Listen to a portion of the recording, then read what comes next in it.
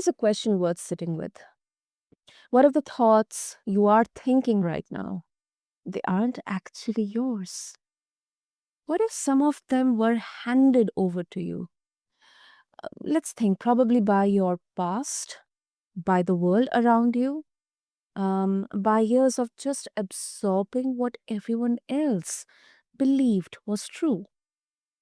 A lot of what ifs in there, listeners. And what if changing your life had less to do with willpower, but more to do with deliberately and gradually changing the patterns running inside of your own mind? That's what we are going to explore today. And honestly, I think it might be one of the most practical conversations we have had on this show.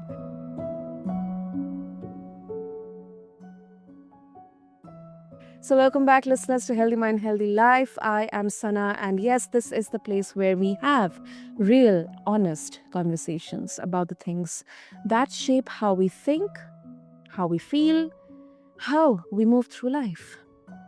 Listeners, my guest today, he's a life and recovery coach of over 12 years. He's a best-selling author. He's also the podcast host of the Recovering Reality podcast, and someone who has walked the long road from personal crisis to lasting transformation. He co founded Recovering Reality, which is a coaching practice built around breaking free from what holds people back. And today, he is here to talk about something that sounds almost too simple until you try to do it: the practical process of renewing the mind. So stay with us. Let's get into this conversation and let's welcome our guest, Erik Fredrickson. Erik, welcome to the show, and I'm really excited for this chat. Me as well. Thank you for having me on, son. And I'm excited to jump into it. I love that you use the word simple in the introduction because it can be complicated and confusing when you've been down a bad path and spent years thinking and behaving the wrong way. But I believe it is. I don't know if I would say it's the easiest thing in the world, but it is very very simple. Hmm. Let's see how it is, because uh, we talk a lot on the show about emotional health, about healing, about growth, and so much of it comes back to the mind. We talk about neuroscience as well. It's not just what we feel, but what we think and what we believe about ourselves. And then, if we take it to we look at the psychological aspect, we see that probably the most crucial years, till the age of 7, all of these experiences they somehow shape the most innate part of our belief system, our thought processes. But then, Eric, in your experience, you're working with people over the years. You have been. Um, what does it actually look like when someone's mind is working against them? I mean, how exactly, do we realize that, our mind is working against us? Because, um, like, what are the patterns that you tend to see again and again? Yeah, it's a good question. I learned something interesting. Gosh, I don't know. This was maybe a year ago or so, and they've realized through research, like your brain doesn't actually care about you. It's actually not for you, and it's not against you. Our brains, and good distinction here. Our brain and our mind are not the same thing. Our brain, Yeah. the way I describe it to clients, is like your brain is the hardware piece of your iPhone. Your mind is the operating system, and we can change the way that we think. But when I realized that, and I came across that study and it talked about how your brain just simply responds to what it's told, what it Mm. hears on a daily basis. And that works for good and bad, of course. If we're thinking very negative thoughts, unhealthy, hopeless, we've had these thinking processes, these thinking patterns established over many years. Well, then our brain is just functioning according to what it's been filled with. But the good news is, I'm sure a lot of your audience understand, you guys do know, neuroscience, our mind, we can change the way we think, and it changes our physical brain. So I came in, it was I lived through 13 years of addiction, suicide attempt, overdose, watched a lot of my friends pass away from addiction, and just very unhealthy thinking patterns surrounding identity, my future, hope towards my future, who I am, what I'm capable of, what the world really looks like. And I had to get real practical and dive into a process of learning to think differently. Mm, mm. And I think learning to think differently. I think uh, it's such a real picture. I mean, uh, we don't always see the water we are swimming in, and I think so many of us we are living our whole lives inside uh, these patterns. We thought we never chose or never questioned. I mean, it's kind of has become this by default or automated mode. So let's get more into this. Let's get deeper, Eric. So in the intro, and in fact the topic itself, the phrase that you brought to this conversation, it comes from Romans. I don't know how to exactly define it, so I would love to know it from you. How did it come? But it is be transformed by the renewing of your mind. um Especially this word transformed, that's what kind of strikes me. Not improved or adjusted or changed or anything, but transformed. So if you can just give like a backstory, how did it come from there, and what does it mean in practice?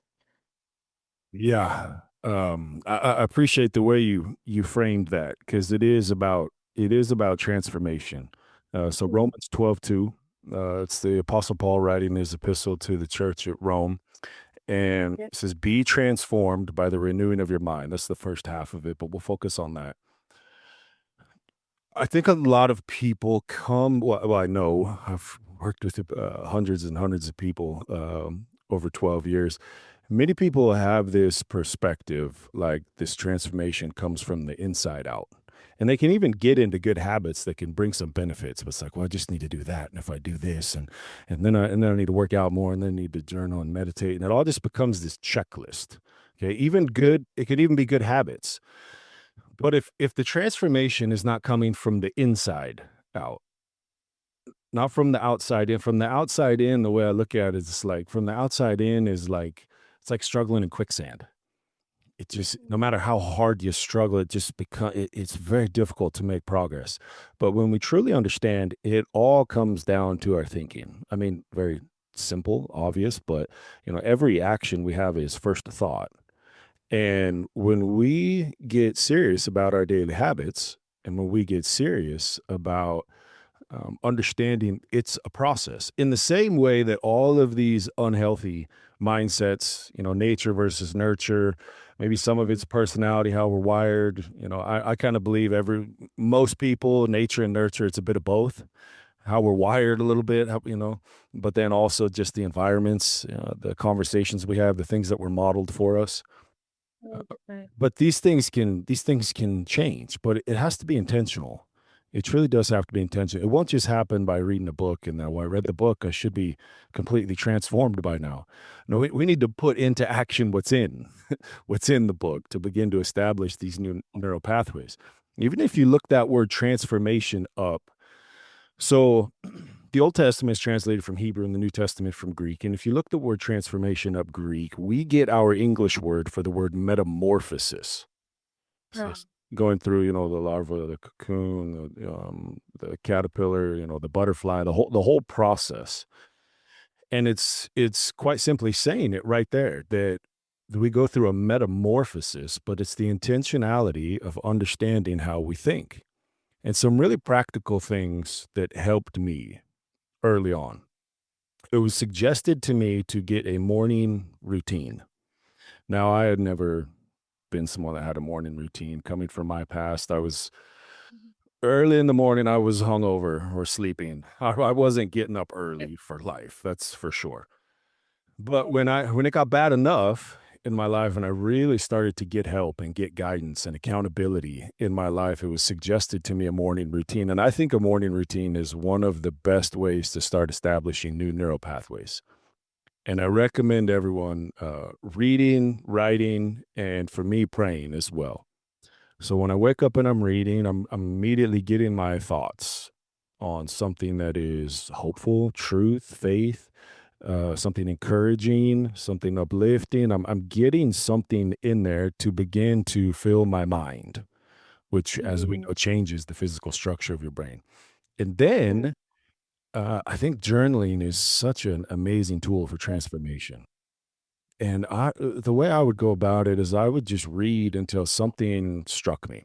Something jumped off the page, something was very interesting, and I would just sometimes I would just write down exactly, maybe it was a Bible verse, maybe it was a phrase from recovery, something, maybe whatever it was, I would just write it down, and then I would just start writing about, what does this mean to me? What do I think about this?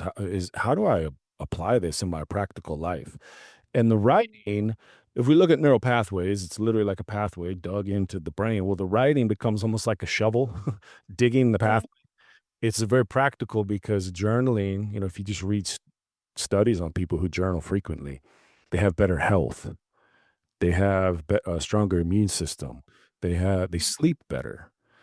And I began to think through that, and I was like, well, why is I've always loved writing. I've written a book, and I have stacks of journals, and I like writing.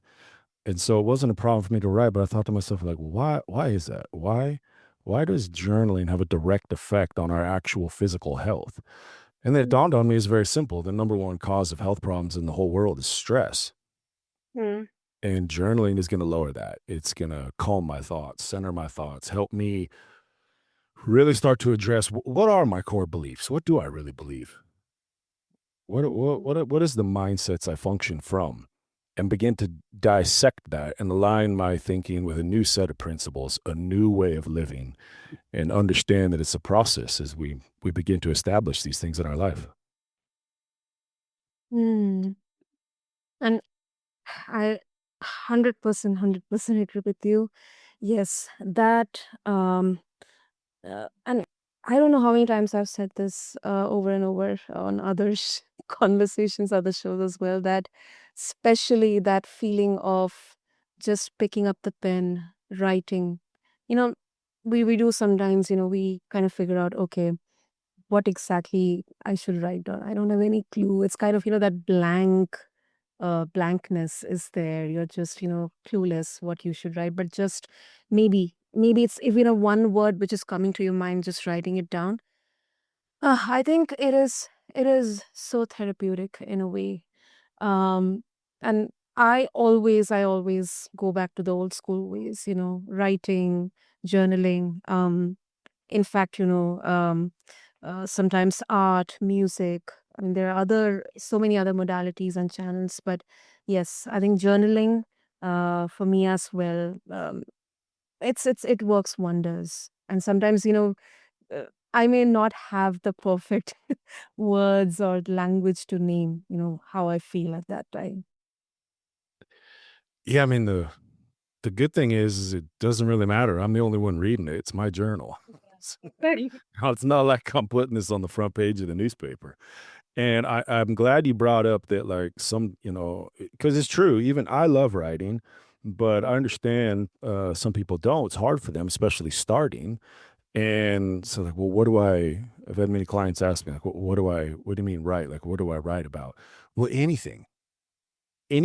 Just start writing about how you're feeling that day. I like starting. Um, my time alone with God, I always read first because it just gets the mind going. Something will make sense to me. It'll get the gears moving. And then as soon as something jumps out at me, just start writing about it. What do I think about this? What does this mean to me? How does this become real in my life? And just like it's like the times when we don't want to do it are the times we should definitely do it. Those are the times when we can get that discipline locked in. It really is like a cheat code for transformation. Mm-hmm. That's very well said, Eric. That's very well said. And in your coaching work, how do you help someone understand the difference between the shallow or the surface level mindset tweaks and the kind of deeper renewal you are described? Because I imagine that those can look the same from the outside, but still they feel very, very different. Yeah, that's a good distinction you made. You can see somebody from the outside world looking in, and maybe they have money and two nice cars in the driveway and their picket fence. But I've worked with hundreds of people who have that, so to speak, and internally they're not at peace. They're not happy at all. And one of the analogies I use to try and help this make sense to people. So say I was 100 pounds overweight and I wanted to get in shape. And I'm like, all right, tomorrow I'm doing it. I'm getting up early. I'm going to go to the gym twice. I'm going to stop eating sugar. I'm gonna get to bed early. And it's like, no, you're probably not.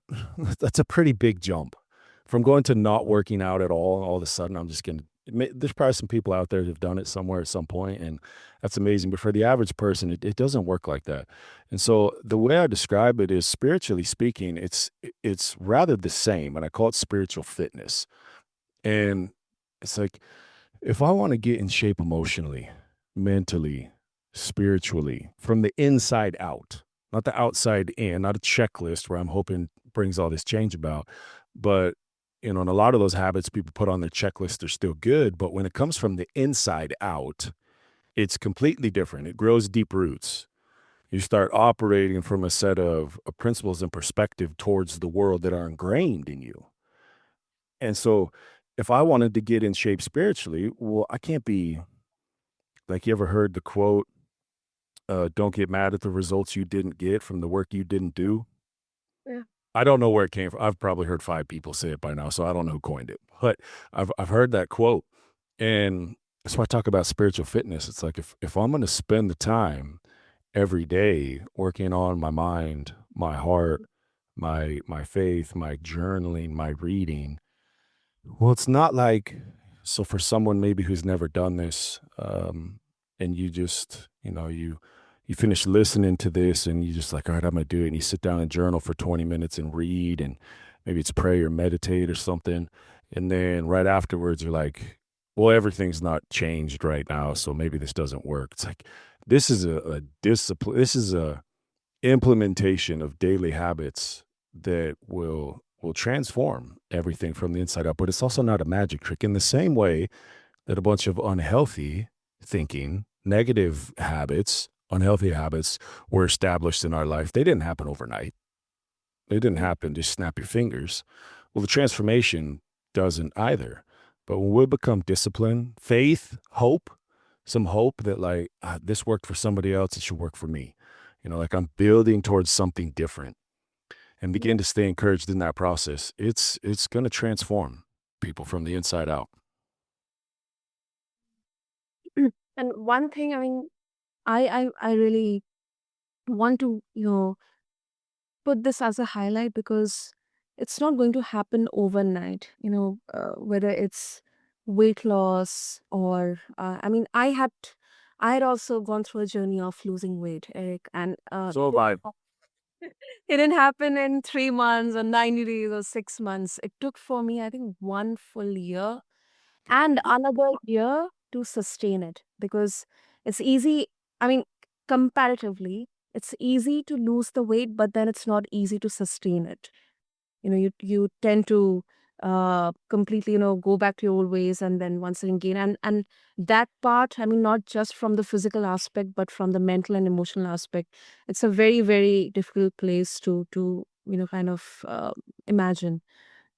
So it's doesn't happen overnight. No, it doesn't. And you brought up something important.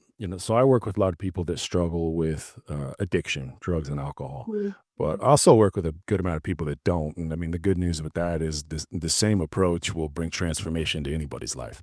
But I work with a lot of people who it's addiction, and there's two times when people go back. You made the distinction with food. So there's the obvious early on where it's just hard. We have a lot of Mm. mindsets established. A lot of people in addiction, they're dealing with a mess. whether it's Mm. legal trouble, family, job. It creates big problems in people's lives. So there's the obvious where people relapse, we call it in the recovery world, but then there's the not so obvious, and you kind of alluded to it, and that's that things get good again. Mm. All of a sudden, we're getting the results we work towards. All of a sudden, we're experiencing some freedom. For you, you mentioned, like you saw the breakthrough, you started to get in shape. And then what kinda happens oftentimes is, or sometimes at least in people's journey, is they're like, "Oh, I'm good. I did it.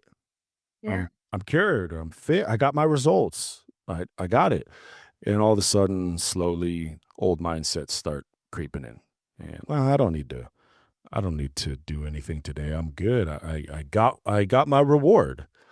And then it slowly starts creeping back in, and we find ourselves um, slipping back into old habits. And that's why operating from a mentality, a set of principles is, I just think, extremely valuable Mm. because it's going to continue to fuel us even when we get the breakthrough. Understanding, I mean, essentially, we can go as far as we want when it comes to getting healthy.